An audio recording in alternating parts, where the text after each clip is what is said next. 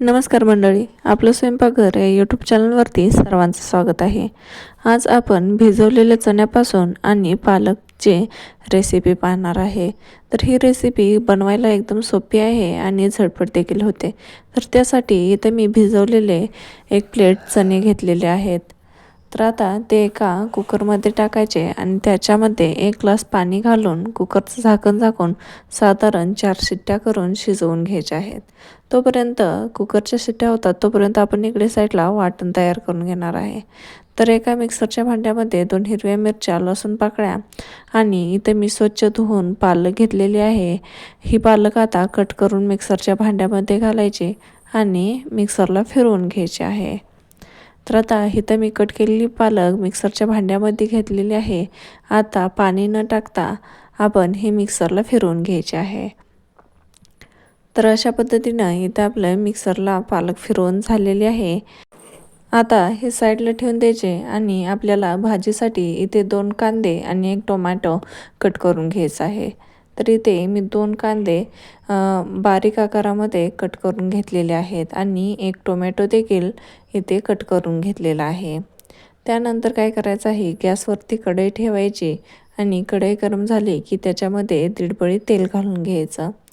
तेल गरम झालं की त्याच्यामध्ये पाव चमचा मोहरी घालायची। मोहरी तडतडली की त्याच्यामध्ये जिरे घालायचे।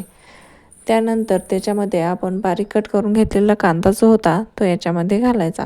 आता हा कांदा याच्यामध्ये गुलाबी रंगापर्यंत व्यवस्थित छान असा परतून घ्यायचा।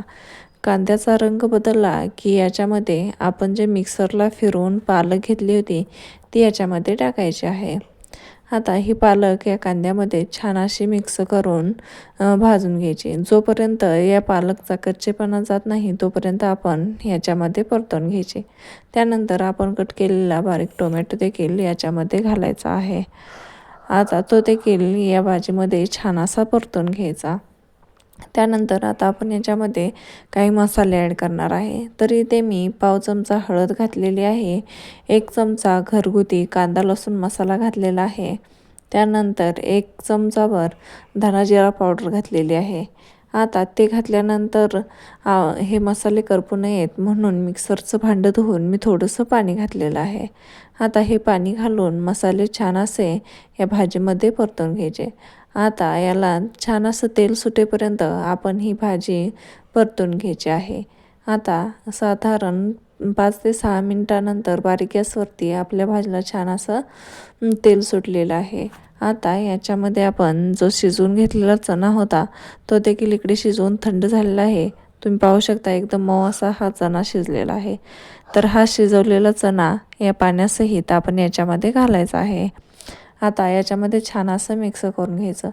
तुम्ही जर चपाती किंवा पुरीबरोबर खाणार असाल तर याच पद्धतीनं घट्ट अशी भाजी बनवू शकता आणि जर भाकरीबरोबर खाणार असाल तर पाणी वाढवायचं आहे। आता इथे मी भाकरीसोबत खाण्यासाठी बनवली होती म्हणून अर्धा ग्लास पाणी वाढवलेलं आहे। आता छान असं मिक्स करून घ्यायचं आणि वरून चवीनुसार मीठ घालायचं आहे। आता याच्यामध्ये वरून चवीनुसार मीठ घातलेलं आहे आणि 1 चमचा छोले मसाला देखील घातलेला आहे। छान असं मिक्स करून घ्यायचं आहे आणि मीडियम गॅसवरती साधारण 6 ते 7 मिनिटे ही भाजी आपल्याला छान शिजवून घ्यायची आहे। 6 ते 7 मिनिटामध्ये भाजी आपली व्यवस्थित शिजते आणि भाजीला चव देखील छान येते। 6 ते 7 मिनिटांनंतर मी झाकण काढून पाहिलेलं आहे। तर अशा पद्धतीनं आपली भाजी तयार झालेली आहे। जास्त घट्ट नाही आणि जास्त पातळ नाही अशी ही मी चणा पालकाची भाजी बनवलेली आहे। ही भाजी खायला एकदम पौष्टिक आहे, चवीला देखील छान लागते आणि जर कोणी घरात पालक खात नसेल तर अशा पद्धतीनं चणा पालक मिक्स करून भाजी बनवायची। खरंच ही भाजी एकदम चवीला अप्रतिम अशी बनते आणि हेल्दीसुद्धा आहे। तर मंडळी, ही रेसिपी कशी वाटली कमेंट करून नक्की कळवा आणि व्हिडिओला लाईक आणि चॅनलला सबस्क्राईब करा।